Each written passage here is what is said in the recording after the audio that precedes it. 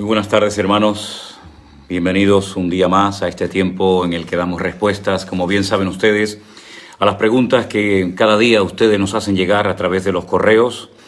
Y damos gracias al Señor porque hasta el día de hoy, según lo que ustedes nos dicen, muchos de ustedes han sido bendecidos y han recibido la respuesta correcta que tanto necesitaban y que tanto anhelaban tener, en algunos casos, desde hace muchísimos años. Toda la gloria se la damos, por supuesto, al Señor. No podía ser de otra manera y siempre seguiremos así. La gloria y la honra siempre se la vamos a dar al Señor porque Él es el único digno de ser glorificado. Los hombres somos simplemente instrumentos, vasos de barro, que en un momento determinado Dios puede utilizar a unos o a otros, pero el Señor es el único digno de alabanza y de todo reconocimiento. Y nosotros le honramos a Él. Y nos alegra muchísimo, muchísimo que ustedes nos vuelvan a escribir y nos digan, hermanos, pues muchísimas gracias porque las preguntas que he tenido en mi corazón, en algunos casos durante años, por fin, a la luz de la palabra de Dios, han podido ser respondidas. Y eso nos da una alegría a nosotros tremenda, porque eso es lo que queremos, que ustedes aprendan de la palabra de Dios, que ustedes se afiancen en las Escrituras, y que con el paso del tiempo ustedes se conviertan en personas autodidactas.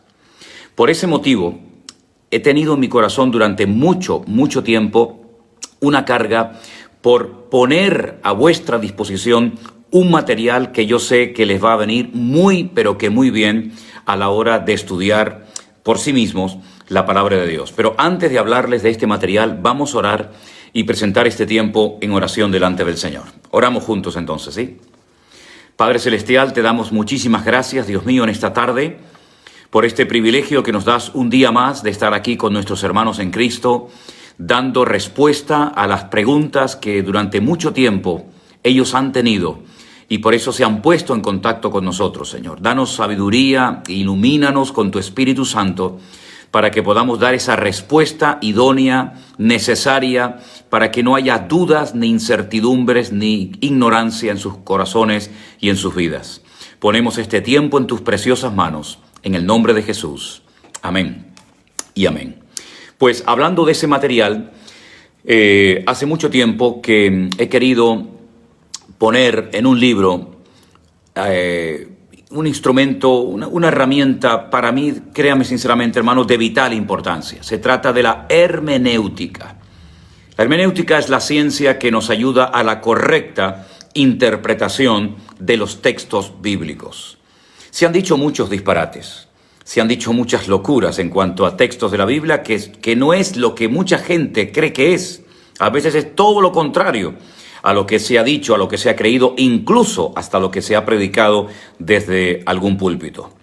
La hermenéutica nos ayuda a tener unas reglas para hacer una correcta exégesis, una correcta interpretación de la palabra de Dios y no interpretar la Biblia a nuestra manera, haciéndonos daño a nosotros mismos, aceptando algo, creyendo que es para nosotros cuando resulta que no tiene nada que ver con nosotros, sino simplemente es un ejemplo, puede ser a imitar o a no imitar. Bueno, pues la hermenéutica para mí es una herramienta indispensable en la vida de todo creyente, en la vida de todo hijo de Dios que quiera conocer y profundizar en las Sagradas Escrituras. Dentro de poco vamos a publicar todos esos apuntes, pero además no solamente de hermenéutica, sino que también juntamente con esos apuntes vamos a poner en vuestras manos lo que llamamos la homilética, y es cómo compartir desde un púlpito en una reunión de jóvenes, en una reunión de damas, en un culto a nivel general, todo ese conocimiento adquirido. Dentro de muy poco tiempo, ustedes tendrán la posibilidad de hacerse con ese libro, con esos apuntes, y estoy plenamente convencido de que va a hacer mucho bien al pueblo de Dios.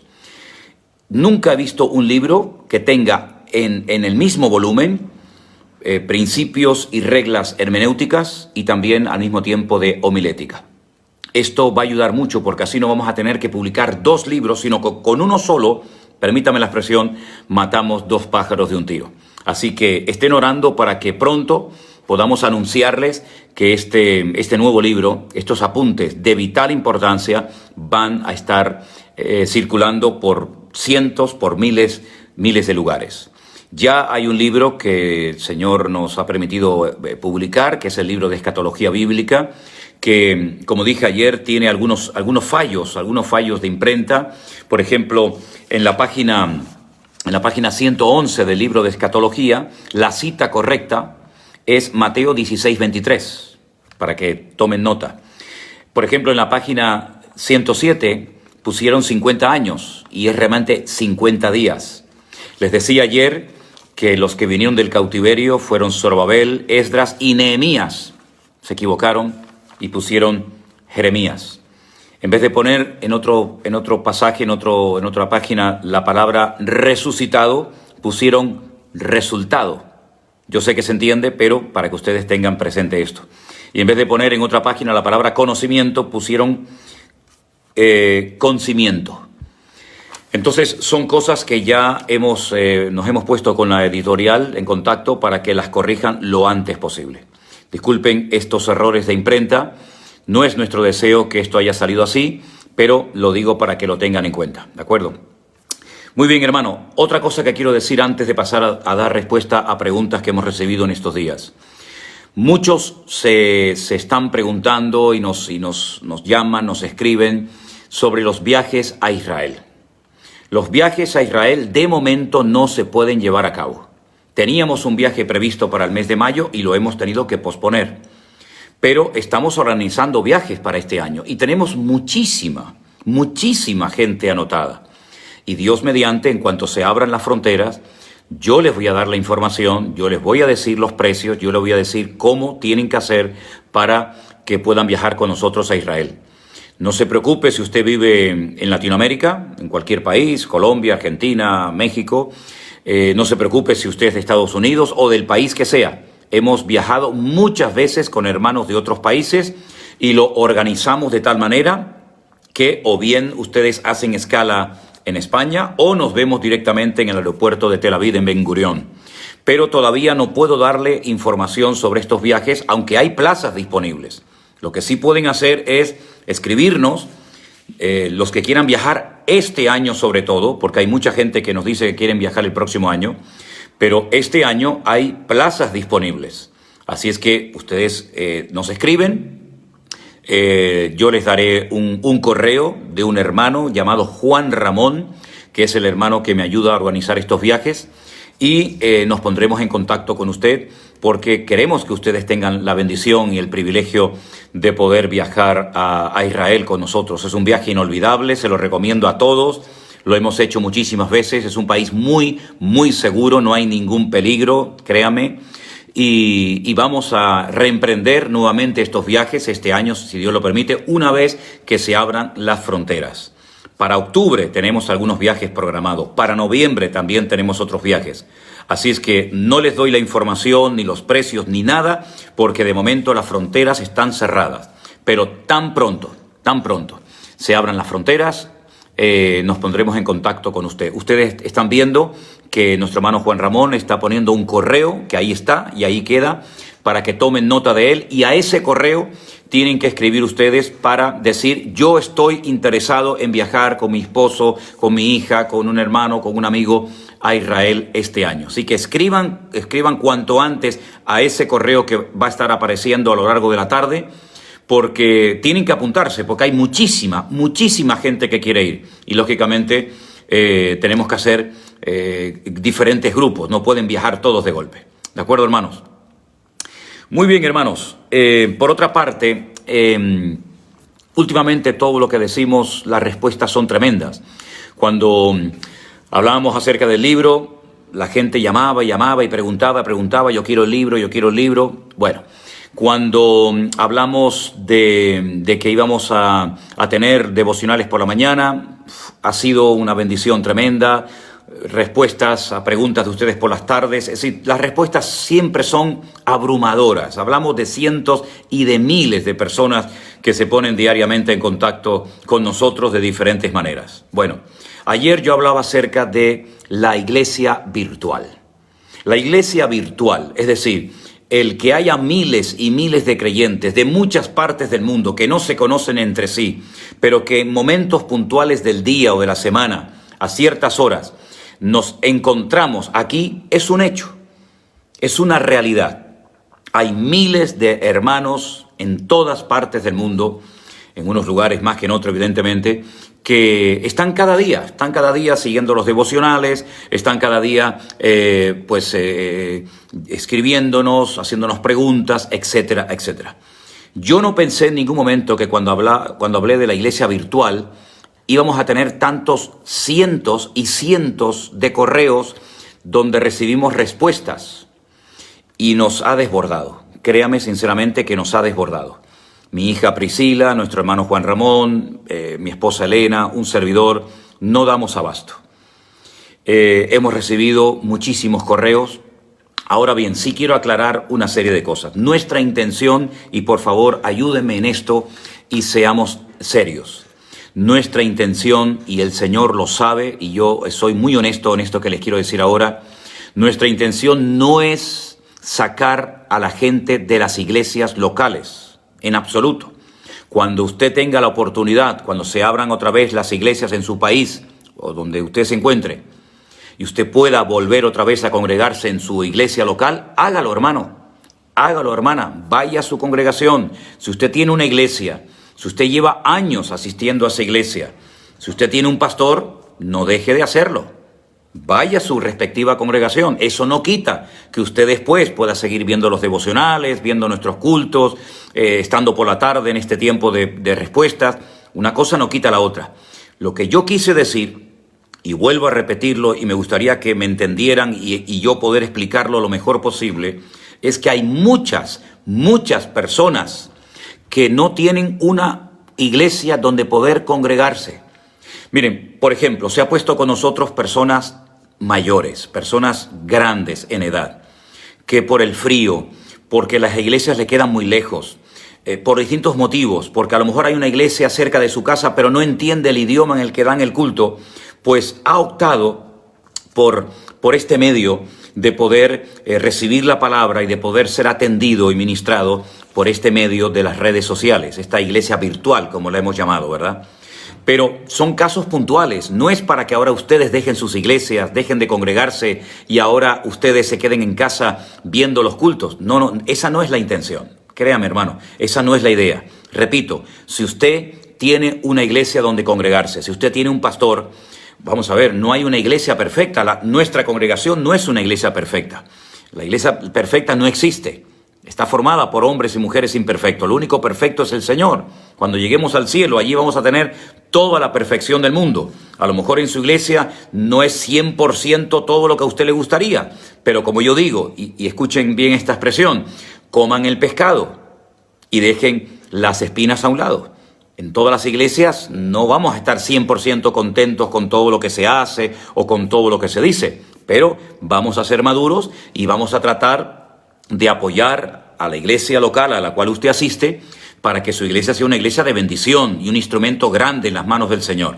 Pero repito, para los que no tienen una iglesia donde congregarse, para los que no tienen la posibilidad de congregarse por el transporte, por el idioma, por el frío, por la edad o por cualquier otro inconveniente, nosotros, por supuesto, vamos a estar atendiéndoles y vamos a estar ayudándoles en todo lo que buenamente podamos. Pero corran la voz y dejen bien claro que el Centro Evangélico Vida Nueva en Santa Cruz de Tenerife, con el pastor Manolo Sierra al frente, Manuel Sierra, no pretende bajo ningún concepto sacar a nadie de ninguna congregación.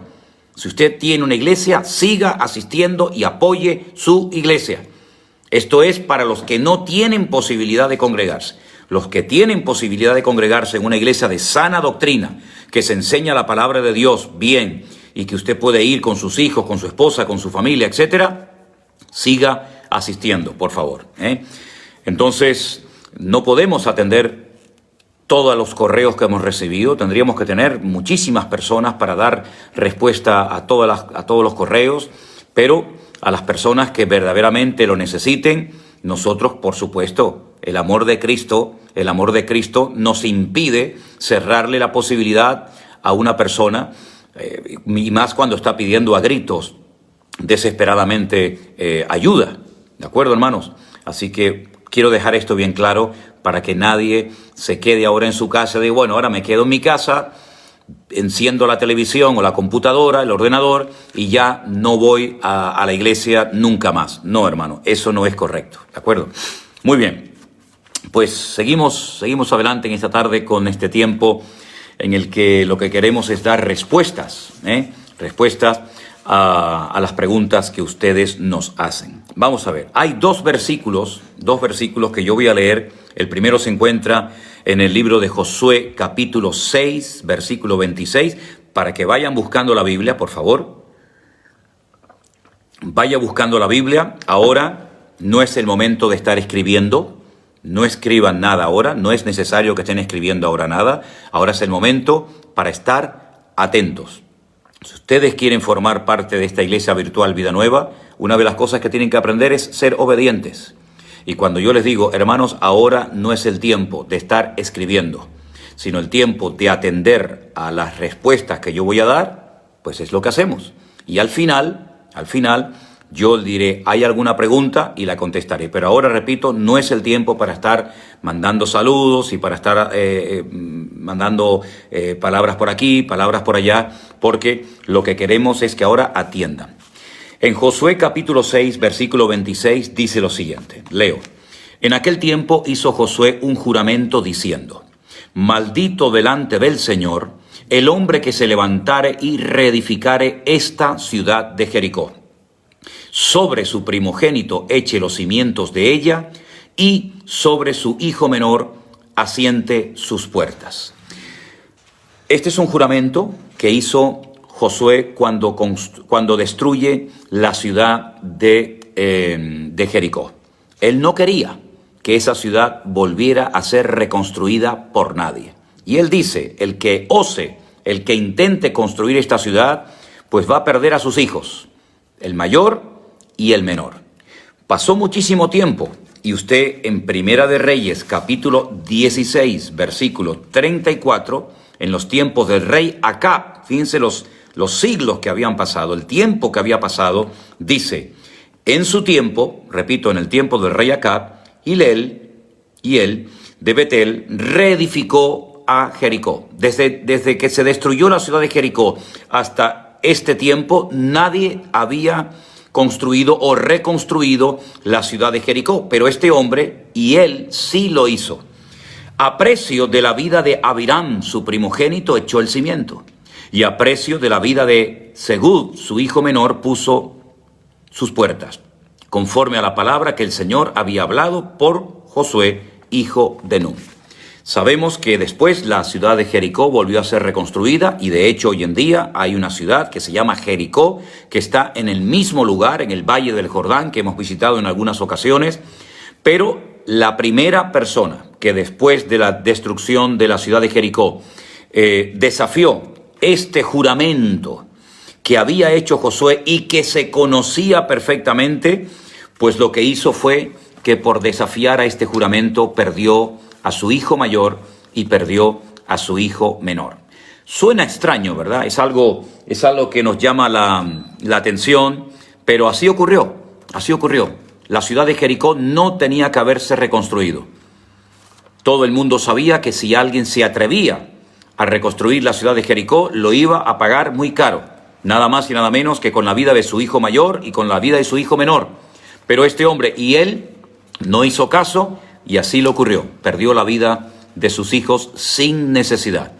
Por lo tanto, prestemos atención a lo que dice la palabra de Dios, porque lo que dice la palabra de Dios, aunque lo quebrantes, aunque desobedezcas a Dios y pienses que no va a pasar nada, cuidado, porque no se puede desafiar al Señor. Y el que lo hace, generalmente lo termina pagando muy, muy caro. Por otra parte, hay una persona que, lógicamente, como a muchas otras, le llama la atención la cantidad de años que vivía la gente en el tiempo del libro de Génesis. 300, 400, 500 y más. Y pregunta, ¿y por qué? ¿Por qué vivía tanto tiempo la gente en aquellos tiempos? Bueno, no cabe la menor duda de que primeramente la climatología era perfecta. Todavía se podía disfrutar de un poco de la perfección del jardín del Edén, y aunque esto fue cambiando con el paso del tiempo, porque los hombres cada vez fueron viviendo menos, no cabe la menor duda de que es un milagro que los hombres en aquel tiempo vivieran tanto tiempo. Hoy en día hay personas que también viven bastante tiempo, lógicamente no tanto como aquellos. Puedo ponerles como ejemplo mi abuelo. Mi abuelo murió con 106 años, que son muchos años.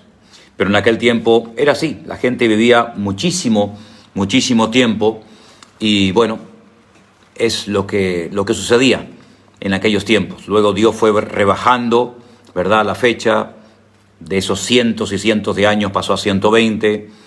Más adelante, una persona ya con 80, con 90 años era un auténtico anciano. Y bueno, hoy en día una persona que llega a los 100 años realmente es un auténtico milagro. ¿Cuál es la diferencia entre el templo y las sinagogas? Bueno, vamos a ver. El templo era uno solo, sinagogas había muchísimas. El templo era el centro religioso de la vida del pueblo de Israel. Estaba situado en el monte Moriah, en la ciudad de Jerusalén. Era el único lugar donde se podían llevar a cabo los sacrificios. Era el lugar donde 3 veces al año las tribus de Israel tenían que ir a celebrar la fiesta de Pesaj o Pascua. 50 días más tarde la fiesta de Shavuot o Pentecostés. Y al final la fiesta de Sukkot o la fiesta de los tabernáculos. El templo era lo que unía a todas las tribus de Israel. Ahora bien, la gente no vivía, toda la población no vivía en Jerusalén, había gente que vivía cerca o lejos de Jerusalén. Y las sinagogas eran como, vamos a decir, como las iglesias. Era el lugar donde se estudiaba la palabra, donde se predicaba de los rollos de la Torá, de los profetas del Antiguo Testamento. Era un punto de encuentro para los hombres cuando tenían sus oraciones cada día, cada tarde, cada noche. Era un lugar donde se hacían reuniones, asambleas, donde se instruía a la gente, donde se daban los anuncios. La sinagoga era lo más cercano, y luego el templo era el lugar donde todas las tribus de Israel se encontraban. Sobra el decir que las sinagogas lógicamente existen hoy en día, miles y miles de sinagogas en todas partes del mundo, pero el templo ya no existe porque en el año 70 después de Cristo fue destruido por Tito, por las legiones romanas, y ese templo nunca más ha vuelto a ser reconstruido. Desde el año 70 después de Cristo hasta este momento no hay templo en el lugar donde siempre estuvo. El primero, que fue destruido por el rey Nabucodonosor, y el segundo, que fue destruido por los romanos. Siempre en el mismo lugar, siempre en el mismo monte, el monte Moriah, donde Abraham subió con su hijo Isaac para sacrificarlo sobre un altar. Muy bien, hermanos, seguimos adelante. Alguien pregunta, ¿es bíblico ungir con aceite las casas? Mi pregunta sería, ¿para qué? ¿Para qué tenemos que echar aceite en las puertas de nuestras casas, en los coches, en las paredes, en las puertas? Eso no tiene ningún sentido. No tiene ningún sentido. Sé que hay mucha gente que lo hace. Cogen aceite y ungen las puertas de su casa, y cuando se compran un coche, un carro nuevo, lo ungen con aceite. Esas son prácticas que no tienen nada que ver con la Biblia. Casi parece un poco, si me permiten, y que nadie se ofenda, pero parece como un poco de brujería, ¿no? ¿Por qué tenemos que ungir con aceite un coche recién comprado, una casa? Eso no tiene ningún sentido. Si usted ora sin echar aceite en su casa que Dios le ha dado para que pueda vivir en ella y disfrutar de ella con sus hijos, con su familia, ¿la bendición de Dios no viene? ¿Para qué se tiene que poner aceite en las puertas de las casas? Eso es algo que no tiene ningún sentido. Ungir a los enfermos con aceite es una cosa, y estar echando aceite en las puertas de las casas, que al final las va a estropear y a manchar, desde mi punto de vista no tiene ningún sentido. Para mí es un disparate. Sinceramente, con una oración que se haga por ese auto que el Señor le ha permitido comprar, por esa casa, por lo que sea, nada más. Pero sí, he estado en algunas iglesias, en África, incluso en Kenia, vimos como personas llevaban sus herramientas a la plataforma, digamos al púlpito, para que las ungieran con aceite. y gente venía a las iglesias con cosas para que les echaran aceite encima y el pastor hiciera una bendición o hiciera una oración especial, sinceramente son cosas que no tienen ningún sentido. Ahora, sí, bueno, antes se ungía a los sacerdotes, antes se ungía a los mobiliarios del templo, pero usted no es judío, ni estamos en la época del Antiguo Testamento. ¿Dónde vemos en el Nuevo Testamento que Pablo, Pedro, Santiago, Juan, los discípulos iban por las calles ungiendo las casas, ungiendo las cosas? No, pero para nada. Si me preguntan si eso es bíblico, en la época de la iglesia le tengo que decir rotundamente que no. Rotundamente que no. Ahora, ¿usted quiere coger aceite y ponerla en la puerta de su casa? Hermano, haga lo que quiera. Pero en vez de utilizar el aceite para la puerta, úsela para hacer la comida para sus hijos. No estoy diciendo que sea pecado. Yo no he dicho la palabra pecado, la está diciendo usted. Yo no estoy diciendo que sea pecado. Lo que estoy diciendo es que no es bíblico. Lo que estoy diciendo es que no es una práctica cristiana. Cristiana según la palabra de Dios. Ahora, si hay una denominación o hay una iglesia que tiene la costumbre de ungir las puertas, las casas, los vehículos, las herramientas, muy bien, pues a mí, sinceramente les digo, a mí eso no me afecta, ni para bien ni para mal. Si usted lo quiere hacer, hágalo, pero si me preguntan a mí qué opino, yo le digo que yo no estoy de acuerdo con eso. No tiene ningún sentido. Ahora bien, mi abuelo decía, en esta vida hay gente para todo. En esta vida hay gente para todo. El don de sanidad, ¿cómo puedo saber si lo tengo? Pues muy fácil, cuando usted ore por la gente, si se sanan, lo tendrá, y si no se sanan, pues no lo tiene. Así de fácil. ¿Cómo sé yo si sé hablar un idioma? Pues cuando lo intento hablar y me entienden, ¿verdad? Es decir, el don o se tiene o no se tiene.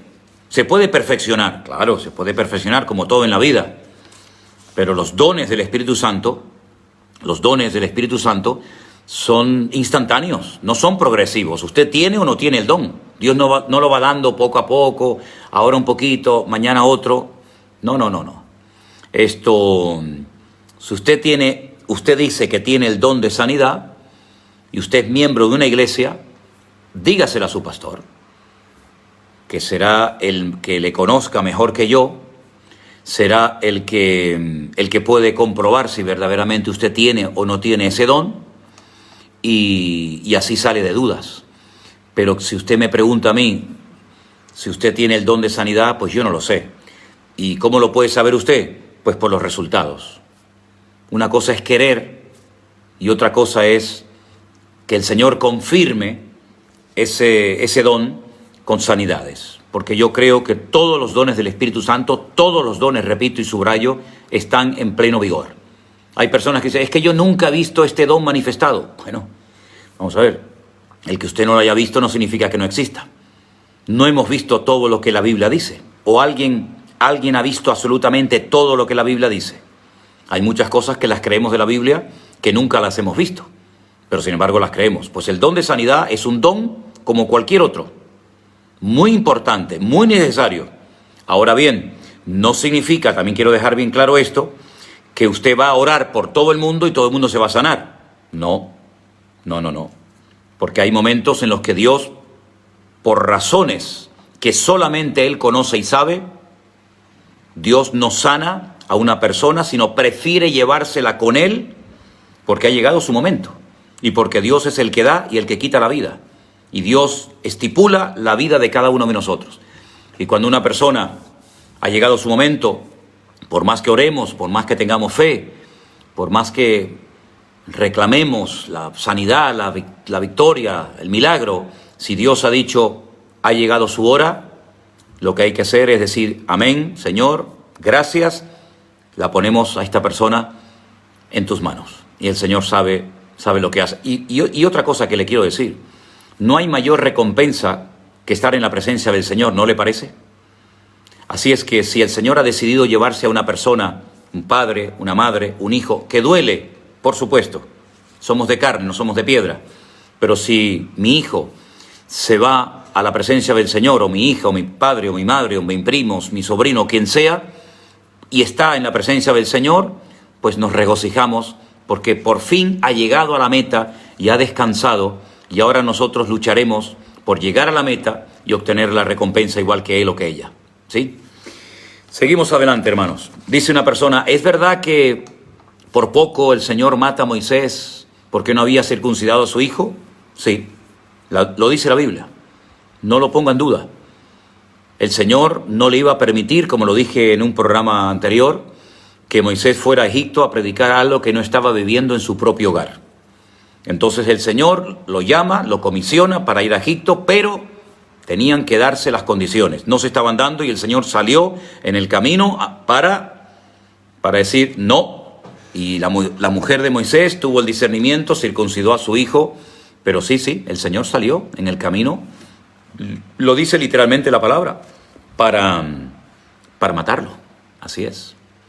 Algunos me preguntan, ¿cuál es la diferencia entre millones y miles? Pues hombre, cuando se habla de millones, la misma palabra lo dice. Y cuando se habla de miles, pues la Biblia hace referencia a miles de personas o a millones, ¿verdad? Esa es la diferencia entre una expresión y otra. No tiene mayor explicación. Alguien me pregunta si puedo explicar el capítulo 13 del libro de Hebreos, que voy a leerlo, el versículo 4. Hebreos capítulo 13, versículo 4 dice, honroso sea en todos el matrimonio y el lecho sin mancilla. A los fornicarios y a los adúlteros los juzgará Dios. Yo pienso que donde mayor santidad tiene que haberse en el hogar, en la familia. Yo creo que trasladamos a la iglesia la santidad y el orden. Yo creo que debe ser así. A veces queremos que el orden, la santidad y la bendición de la iglesia venga a nuestra casa, y está bien. Pero si fuéramos bendecidos, si fuéramos en orden de la casa a la iglesia, en la iglesia, pues muchas veces no habría tantos líos y tantos problemas. Saludos desde Beersheba, Israel. Raiza, gloria a Dios, me alegro mucho de que estés en la ciudad de Beersheba, en Israel, en el sur de Israel, la ciudad del Negev. Qué bonito, gloria a Dios, me alegro mucho de ese saludo. Pues es en el hogar donde tenemos que poner en práctica los principios establecidos por el Señor en su palabra. Y cuando en el hogar hay santidad, cuando en el hogar hay orden, cuando en el hogar hay bendición, todo eso lo vamos a llevar a la iglesia, ¿verdad? Cuando nos reunimos en el lugar de culto. Y eso debería ser lo normal, lo correcto. Que primeramente se viva la santidad, la palabra de Dios en la casa para después poder llevar toda esa bendición a la respectiva congregación donde ustedes se congregan, ¿sí? Alguien pregunta acerca de qué significa eso de las llaves. A ti te doy las llaves del reino. Bueno, yo lo dije en una ocasión, lo recuerdo, que las llaves del reino tienen que ver con una misión concreta y específica que el Señor le pidió a Pedro que hiciera. Y nuevamente, si me permiten, perdonen que sea reiterativo, disculpen si vuelvo a decir lo que dije hace un instante. Yo pienso que lo mejor que podrían hacer todos ustedes es estar pendiente de lo que yo estoy diciendo. Porque tengo la sensación a veces de que ustedes están más pendientes de los saludos y de cosas que la gente está escribiendo que realmente de lo que yo estoy diciendo. Entonces veo que algunos no paran de escribir, observo que hay personas que no paran de hacer preguntas y yo lo he dicho muchísimas veces y creo que ya llevamos muchas semanas diciendo lo mismo, que al final, cuando yo termine de responder a todas estas preguntas que ustedes me han hecho, por respeto a estos hermanos, por respeto a todos estos hermanos, yo les pediría a todos los que están escribiendo, mandando saludos y saludos y saludos, que se abstengan de mandar saludos ahora y que escuchen las respuestas. Y después ustedes podrán saludar y podrán preguntar. Pero bueno, sabemos cómo funciona esto, ¿no? Las llaves del reino tienen que ver con algo que el Señor le encargó a Pedro que hiciera. Sí, hermanos. Ustedes se acuerdan cuando el apóstol Pedro, les voy a poner un ejemplo, cuando el apóstol Pedro está en la casa de Simón el curtidor, en Jope, en Jaffa, como se llama la ciudad, pues él tiene una visión, y en esa visión el Señor le muestra una serie de animales, y él está tratando de preparar mentalmente para una visita que está a punto de recibir. Él recibe unas personas que vienen de parte de un centurión romano, llamado Cornelio, y el Señor le dice a Pedro, no tengas temor, ve con ellos. Cuando él llega a la casa de Cornelio, él se da cuenta de que todos los que están ahí reunidos, preparados y dispuestos para recibir la palabra, pues son gentiles. y él expresa un poco su malestar. Él dice, sabéis que para un judío, pues parafraseando lo que allí dijo, pues como que no es cómodo, no me siento todo a gusto en una casa donde estoy rodeado de gentiles, ¿verdad? Es una abominación para los judíos entrar en casa de gentiles. Pero en aquel lugar el Señor le enseñó una gran lección a Pedro y a toda la cristiandad. Y es que lo que Dios limpió no lo podemos considerar de segunda clase o inmundo. Es decir, el Señor le dio la llave, el privilegio, el honor a Pedro de abrir la puerta para que los gentiles se convirtieran. En cierto sentido, oficialmente fue la primera persona que fue a predicarle a los gentiles. Después iría Pablo.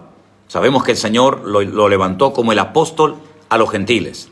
Pedro, vemos que después se volvió y siguió entre su pueblo, entre sus hermanos judíos, pero el objetivo era que el evangelio saltara de Jerusalén y se alcanzaran a todas las naciones y a todos los pueblos y a millones de seres humanos sobre la faz de la tierra. Pedro fundía la casa de Cornelio, predica la palabra, hay allí una visitación del Señor tremenda, pero no continuó evangelizando a gentiles. Gracias al Señor por el apóstol Pablo, que salió mucho más allá de sus fronteras y llevó el evangelio a lugares donde nunca nadie había llegado. Pero esas llaves representan el privilegio que el Señor le dio a Pedro de abrir la puerta, la posibilidad para que los gentiles pudieran conocer el evangelio y pudieran pasar de muerte a vida y conocer la palabra de Dios y la salvación a través del Señor Jesucristo.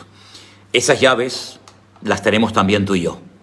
Esa posibilidad, ese privilegio de poder llevar el evangelio a nuestras ciudades, a nuestros pueblos, a nuestro país y a otras naciones del mundo, esas llaves las tenemos nosotros y es una responsabilidad y es un deber de la iglesia hoy por hoy ir por todo el mundo y predicar el evangelio a toda criatura. Y miren, hermanos, los tiempos han cambiado y el Señor nos está permitiendo en esta tarde estar llevando palabra y estar compartiendo la bendición del Señor a centenares, a muchísimos hogares, a muchísimas naciones que están conectadas en esta tarde y que están, gracias al Señor, pues siendo ministradas a pesar de la distancia, a pesar del confinamiento, a pesar de que se han cerrado miles, tal vez millones de congregaciones sobre la faz de la tierra, el evangelio se ha seguido predicando. Y atendemos exactamente igual a los europeos, a los africanos, a los latinos, a los blancos, a los negros, a los ricos, a los pobres, a la gente mayor, a la gente joven, porque en Cristo Jesús todos somos exactamente iguales. No creo en iglesias solamente para negros, ni en iglesias solamente para gitanos, o iglesias solamente para lo que llaman los gitanos payos. No creo en iglesias monocolor. Yo creo que el evangelio, una de las cosas preciosas que tiene, es que allí nos podemos encontrar hombres, mujeres, blancos, negros, asiáticos, ricos, pobres. Lamentablemente hay congregaciones elitistas, congregaciones como que ven mal que una persona de otra raza, de otro color o de otra, de otro escalafón de la sociedad se mezcle, se congregue entre ellos. Para mí es una barbaridad. Yo creo que al mundo tenemos que darle una imagen de que en Cristo Jesús somos uno y deberíamos de mezclarnos los unos con los otros. ¿Qué es lo que ocurre? Que hay iglesias, hay razas, hay etnias que pelean más y defienden más sus tradiciones que verdaderamente el evangelio. Y por eso hay congregaciones en las que les molesta y no se sienten cómodos que personas que no son de su raza o de su nivel cultural o social o etcétera, pues entren y se congreguen entre ellos. Es un disparate. Eso sí que es pecado. Eso sí que es pecado delante del Señor. Porque el Señor, cuando lleguemos al cielo, no va a tener un cielo para los payos, otro para los negros, otro para los gitanos, uno para los ricos, otro para los pentecostales, otro para los bautistas. No, mis queridos hermanos. Es aquí donde tenemos que comenzar a hacer prácticas y donde tenemos que comenzar a aprender a convivir y a amarnos y a respetarnos los unos a los otros. Porque cuando lleguemos al cielo vamos a encontrar un solo cielo para todos, nos guste o no. Va a ser un auténtico milagro.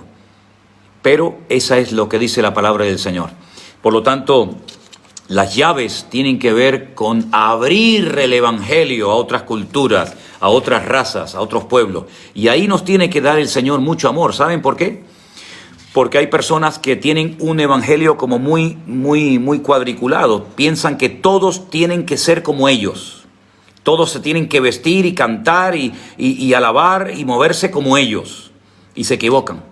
Nosotros tenemos que ser como Cristo. Hay congregaciones donde, por ejemplo, todos los hombres tienen que ir obligatoriamente con corbata. Porque si no parece como que están fuera de, no sé, fuera de onda. Fuera del orden. ¿Del orden de quién? Porque Jesucristo no llevaba corbata, que yo sepa. ¿O ustedes imaginan a Cristo, a Pedro, al apóstol Pablo, a los discípulos con corbata?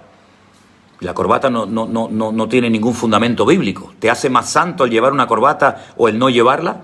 Yo llevé durante muchos años corbata. Me regalaban en todas partes donde iba corbatas. Hace años que no uso.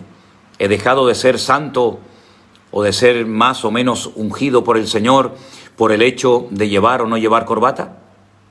Por eso, si queremos verdaderamente vivir como dijo el Señor Jesucristo, pues tenemos que empaparnos y llenarnos de un ingrediente indispensable, y es el amor.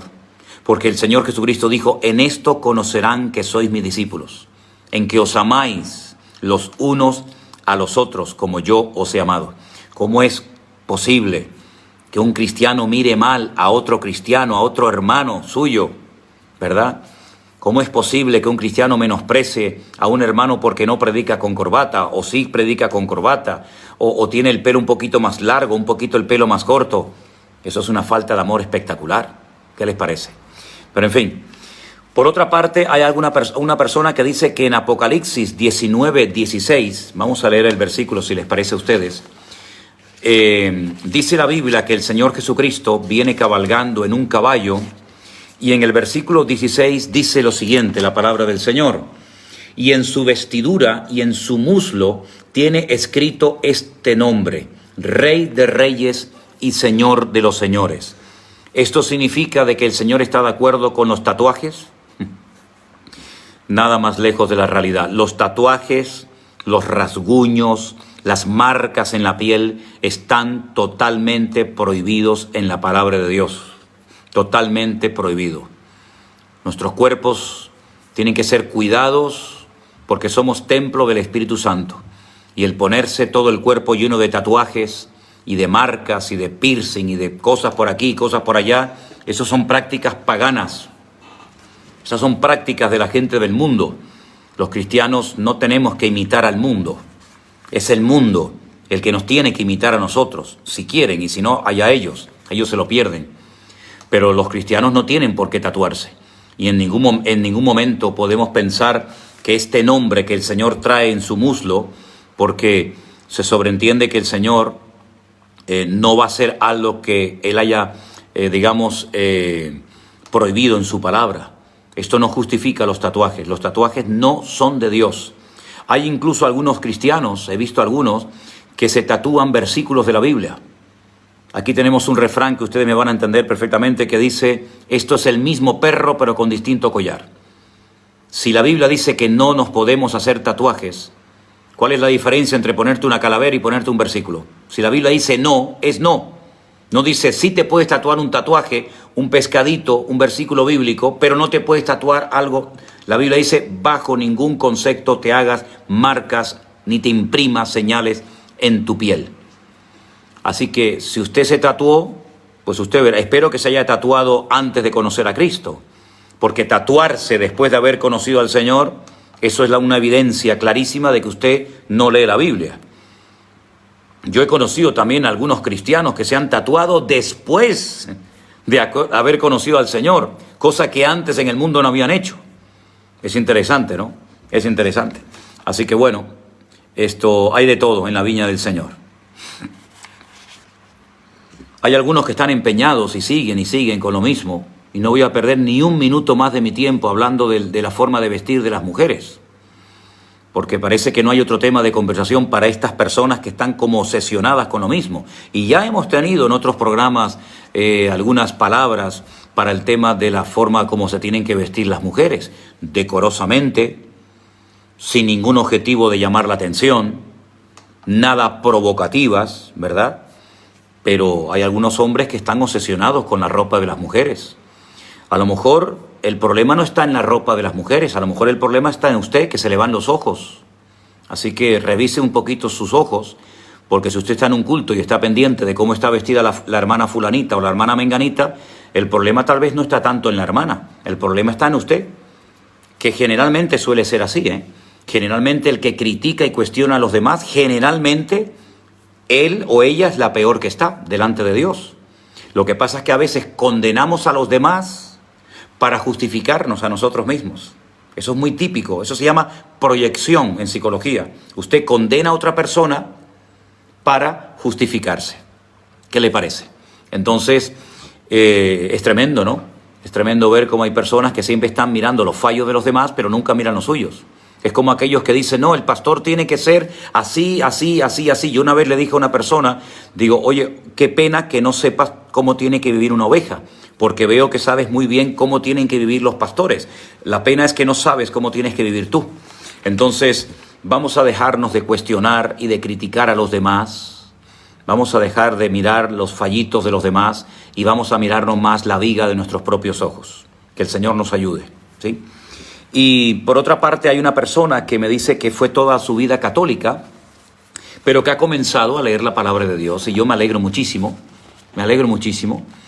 porque leyendo la palabra de Dios usted va a ser muy bendecida y el Señor va a traer muchas bendiciones y revelación a su vida.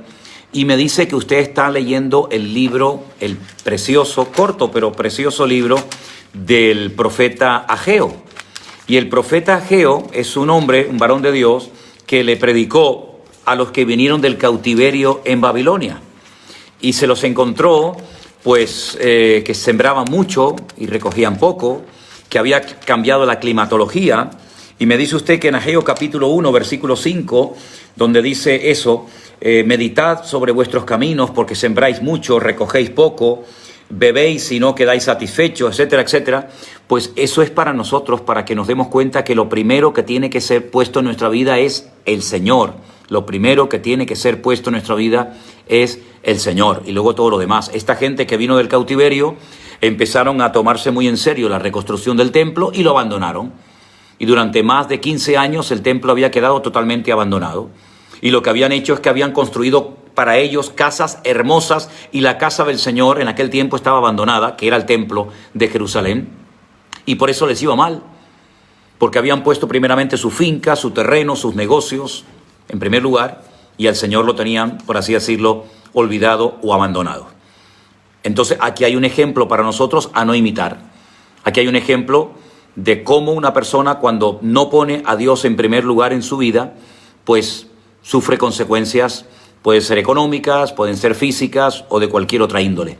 Así que le felicito a esta hermana porque usted me dice que ha sido toda su vida católica y ahora ha comenzado a leer la Biblia, y a mí me da muchísima alegría cuando hay personas que me dicen, yo he comenzado tal vez por primera vez en mi vida a leer la Biblia. Yo me alegro muchísimo, porque no hay nada mejor que leer la palabra de Dios, porque usted va a conocer al Señor mucho, mucho mejor, más de lo que usted se pueda imaginar. En Ezequiel capítulo 28, efectivamente se le está hablando al rey de Tiro, pero también se está haciendo referencia a Satanás. Digamos que es un capítulo que contiene como un doble mensaje.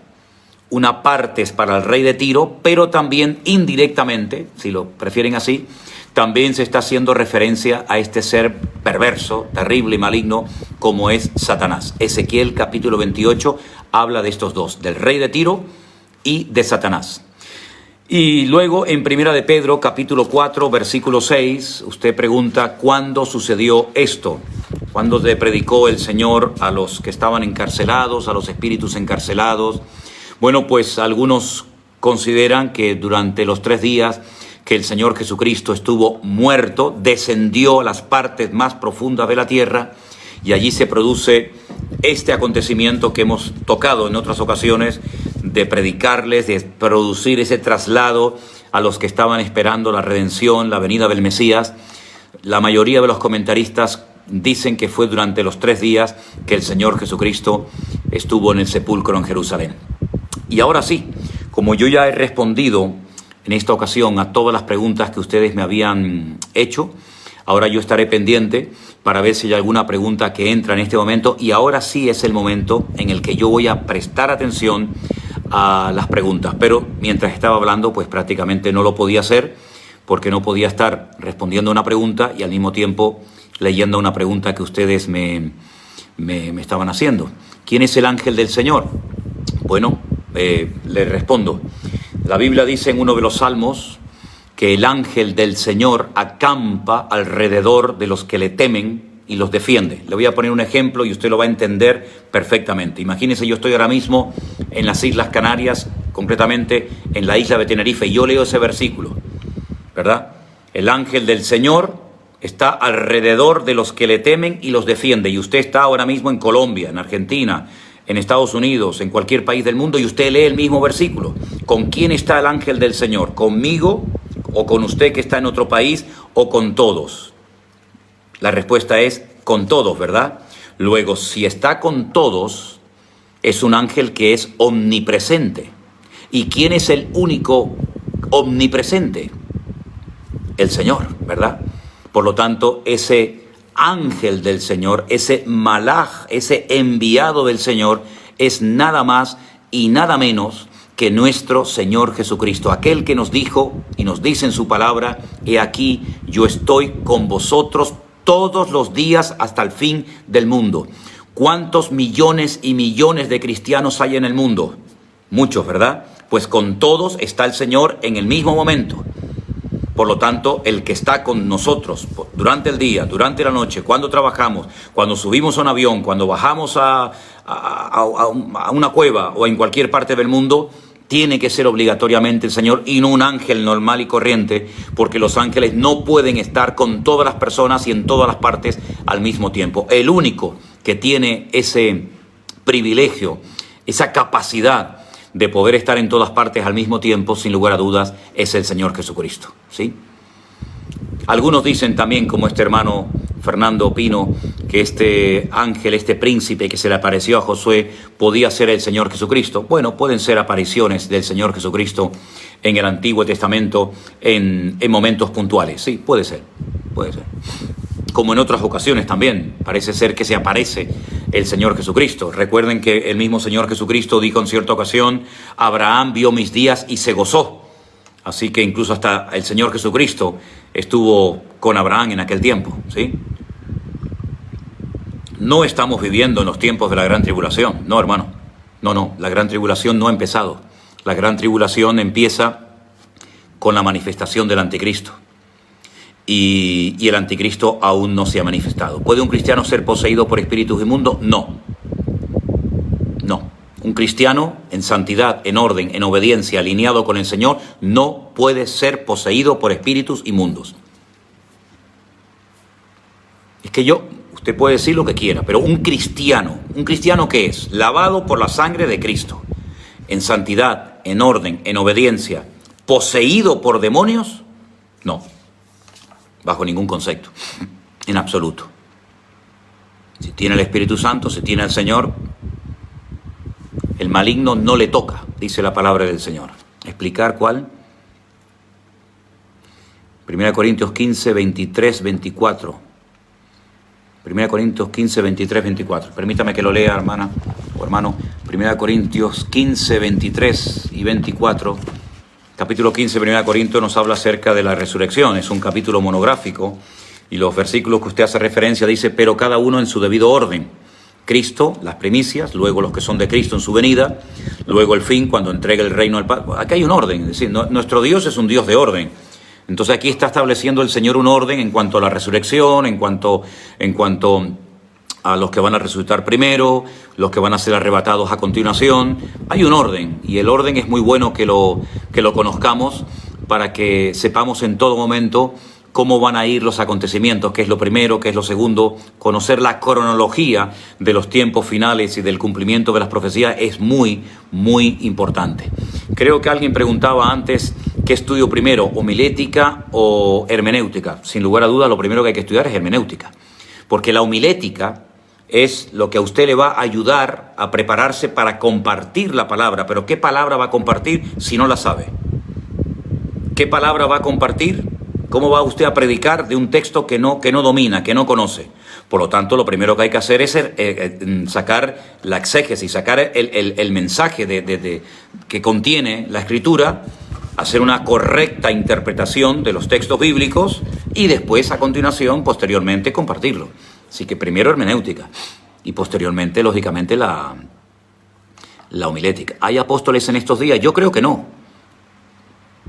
Yo creo que hay personas que pueden ser, que hacen funciones apostólicas, pero el título de apóstol, yo sé que hay muchísimos. Hace unos días me mandaron un mensaje de un apóstol, pero es que hay miles de apóstoles. Hay miles de apóstoles. Yo no creo que una persona hoy en día pueda tener el mismo título que tuvo el apóstol Pablo, que tuvo Pedro, que tuvo Santiago. La Biblia nos habla de los 12 apóstoles del Cordero. Que una persona puede hacer funciones apostólicas como abrir iglesias, pastorear, pastores, etcétera, así como no. Pero el título de apóstol, yo estoy totalmente en contra de eso. Yo creo que con el título de pastor deberíamos estar más que contentos. Pero a algunos parece que no están contentos con llamarse pastor, quieren ser más. Es como en el ejército, el capitán quiere ser comandante, el comandante quiere ser coronel, el coronel quiere ser general, ¿verdad? En fin. Esto muchas veces yo veo que hay personas que necesitan siempre como un título, como un cargo para sentirse realizados. Y la verdad es que, bueno, no quiero seguir hablando sobre esto porque sé que hay muchas personas que a lo mejor tienen a una persona en su iglesia, a un pastor que lo llaman apóstol. No sé, para mí es totalmente fuera de lugar. Hay demasiados apóstoles y pocos siervos.